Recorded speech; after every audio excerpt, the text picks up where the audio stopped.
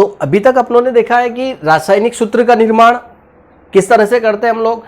उसमें प्लस का नाम सामान्य लिखना, माइनस वाला अगर एकल एलिमेंट है तो उसका नाम अपने को ऐड लगा के लिखना, मूलक वाला है तो जैसा मूलक का नाम है वैसा का वैसा उसका नाम लिखना है। रासायनिक परिवर्तन का मतलब क्या हुआ कि रासायनिक संगठन में अगर बदलाव होता है तो वो रासायनिक परिवर्तन कहलाता है, ऐसा प्रक्रम होता है। तो और रासायनिक अभिक्रिया, तो रासायनिक अभिक्रिया का मतलब हो रहा है कि रासायनिक परिवर्तन का ऐसा प्रक्रम क्या कहलाता है, रासायनिक समीकरण कहला रहा है।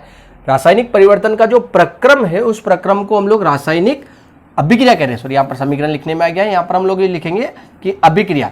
तो अभिक्रिया किसको कह रहे हैं अपन, रासायनिक परिवर्तन का जो प्रक्रम होता है उस प्रक्रम को हम रासायनिक अभिक्रिया के नाम से जानते हैं।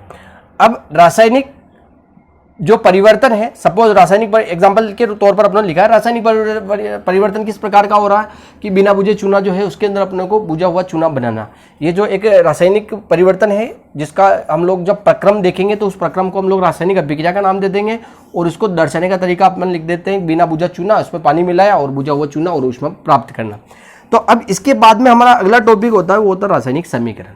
रासायनिक समीकरण क्या है, रासायनिक समीकरण का मतलब होता है कि जो रासायनिक अपने पास में प्रक्रम है, इस रासायनिक प्रक्रम या रासायनिक अभिक्रिया जो होती है अपने पास में, इस अभिक्रिया में भाग लेने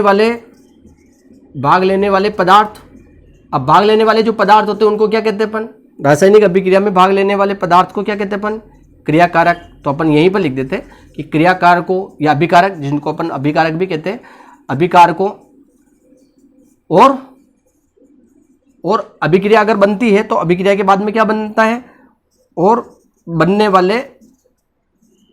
वाले पदार्थ को क्या कहेंगे अपन, उत्पाद कहते हैं अपन, क्रियाफल भी कहते हैं उसको, क्रियाफल या फिर उत्पाद कहते हैं अपन। तो ये दोनों पदार्थ कौन, क्रियाकारक और उत्पाद, इन दोनों को किस रूप में दर्शाना अपने को रासायनिक सूत्र या फिर रासायनिक का प्रतीक है, रासायनिक सूत्र, रासायनिक प्रतीक, ठीक है, उनको उनकी अवस्था के आधार पर दर्शाना जो रहता है, उसको दर्शाने का जो तरीका होता है उस दर्शाने को क्या कहते हैं अपन, दर्शाना रासायनिक समीकरण कहलाता है। ये रासायनिक समीकरण को हम लोग डिफाइन कहते हैं कि रासायनिक समीकरण किसे कह रहे हैं, तो रासायनिक समीकरण कहलाता है। एक बार और क्लियर कर ले, रासायनिक अभिक्रिया में भाग लेने वाले क्रियाकारकों या भाग लेने वाले पदार्थ, जैसे कि इसके अंदर अपने को दिख रहा है कि इस परिवर्तन के दौरान, रासायनिक परिवर्तन के दौरान यहाँ पर भाग लेने वाला पदार्थ क्या हुआ, बिना बुझे चूना। अब बिना बुझे चूने का सूत्र क्या है, CaO प्लस क्या है अपने पास में, जल है तो लिख दिया अपने H2O, और इस अभिक्रिया के दौरान बनने वाला पदार्थ क्या हुआ अपने पास में, बिना बुझा चूना। बिना बुझे चूने का सूत्र क्या हो गया, CaOH होल ट्वाइस, प्लस क्या निकल रही है यहाँ पर, ऊष्मा निकल रही है, ऊष्मा को अपन डेल H के रूप में शो करते हैं। तो इस तरह से यहाँ पर अपनी परिभाषा हो गई रासायनिक समीकरण की कि उनको हम किस आधार पर दर्शाएंगे, उनके सूत्र के आधार पर, उनके प्रतीक के आधार पर, उनकी अवस्था के आधार पर। अवस्था के आधार पर यूँ है कि ये जो बिना बुझा चूना रहता है ये तो रहता है ठोस, वाटर क्या रहता है, लिक्विड फॉर्म में रहता है, और ये यहाँ पर एक्वस बन गया, जलीय रूप में बन गया, तो जलीय इसको लिख दिया अपनों ने, और इसके लिए कोई सिंबल नहीं देना, ये तो अवस्था नहीं है, वो ऊष्मा है। तो इस तरह से प्रदर्शित करने का जो तरीका होता है उसको हम लोग कहते हैं रासायनिक समीकरण कहते हैं। रासायनिक समीकरण को एक बार और क्लियर कर लेना कि रासायनिक समीकरण क्या है। रासायनिक अभिक्रिया में भाग लेने वाले मतलब क्रियाकारक, और बनने वाले मतलब उत्पाद को रासायनिक सूत्रों से, प्रतीक से और उनकी अवस्था के आधार पर दर्शाना रासायनिक समीकरण कहलाता है। और भी एग्जाम्पल है अपने पास में, जैसा कि कोई एक प्रक्रम है रासायनिक अभिक्रिया का, एक और प्रक्रम है अपने पास में कि जैसे मैग्नीशियम जो वायर रहता है, मैग्नीशियम वायर को क्या करना अपने को, मैग्नीशियम तार को जलाना है, ठीक है, को जलाना, ये अपने पास में एक प्रक्रम है। इस प्रक्रम को हम लोग क्या कर देंगे नाम, रासायनिक अभिक्रिया कह देंगे। अब इसको जलाना है, ये तो प्रक्रम हो गया। अब इसको जलाना है तो हम लोग क्या लिखेंगे, रासायनिक समीकरण कैसे लिखेंगे, ये मैग्नीशियम, और जलेगा यूं ही नहीं, ऑक्सीजन की प्रेजेंस के बिना नहीं जलेगा, तो ऑक्सीजन की प्रेजेंस में उसको अपनों ने जलाया, तो ये जलकर क्या बना दिया इसने, मैग्नीशियम ऑक्साइड बना दिया। अब मैग्नीशियम ऑक्साइड बनाया तो इधर की साइड पर ये किस अवस्था में, मैग्नीशियम धातुएं हैं और समस्त धातुओं के आगे अपने को एस लिखना है। एस क्यों? क्योंकि वो सॉलिड स्टेट में रहती है, पारा जो रहता है वो लिक्विड में रहता है, वो बात ध्यान रखनी मेरे को। और ऑक्सीजन ये गैस है, तो अपने को ये गैस लिख दिया। और इधर की साइड पर मैग्नीशियम ऑक्साइड एक राख बनेगी, किसी भी पदार्थ को जलाएंगे तो उसकी क्या बनती है? राख बनती है। और राख कौन सी अवस्था लिखेंगे वहां पर? सॉलिड लिखेंगे। तो ये अपनों ने सॉलिड लिखा। और इसको संतुलित करना, जो इसका अगला टॉपिक भी बनता है कि रासायनिक अभिक्रियाओं का संतुलन किस प्रकार से किया जाता है। यहां पर मैं शॉर्ट में बता देता हूं कि मैग्नीशियम की संख्या इधर 1 है, इधर भी 1 है, तो कोई संतुलन की आवश्यकता नहीं पड़ रही थी। ऑक्सीजन की संख्या इधर 2 है, लेकिन इधर की साइड पर 1 है। इसको 2 करने के लिए अपने को टोटल अमाउंट ऑफ कंपाउंड के अंदर 2 का गुणा करना रहेगा। तो इसके अंदर 2 का गुणा कर दिया अपनों ने। जब 2 का गुणा इसमें कर दिया तो ये तो 2 हो गया, लेकिन इसके 2 होने से मैग्नीशियम डबल इधर की साइड हो गया, लेकिन मैग्नीशियम इधर सिंगल है। तो इसको डबल करने के लिए अपने को यहाँ 2 लिखना है। कुछ बच्चों के दिमाग में यूं आता है कि इसको ही 2 लिख दे जो मामला ही क्लियर हो जाए, लेकिन ऐसा नहीं होगा, क्योंकि मैंने पहले ही शुरुआत में इसका प्रश्न डाला था कि ये बच्चों का कन्फ्यूजन क्लियर होना चाहिए कि उसको तो 2 नहीं लिख सकते हैं, जबकि इसको 2 लिख दिया।